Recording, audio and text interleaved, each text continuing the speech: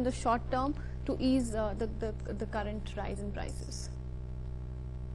First, this government should come out with a clear-cut, enforceable policy regarding trading margins.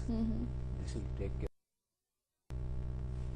This storage policy has to be pronounced and implemented effectively.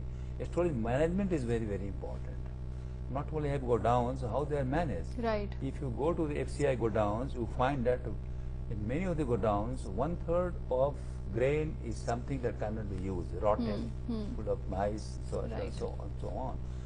So while on the paper statistics show so much of food grain is there, in actual process for usable food grain, very much less is there. Right. So that is also very, very important. There is storage management.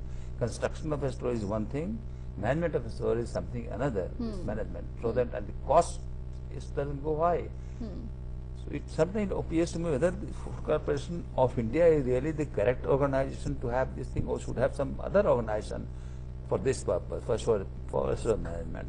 On the front of marketing, and government should make policies that they can grow more these kind of produce which are increasing this inflation. They have to go for that, and for that government should help them out.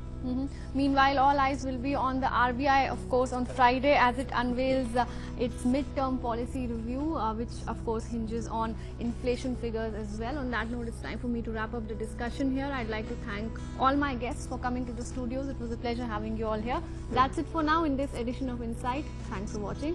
Goodbye.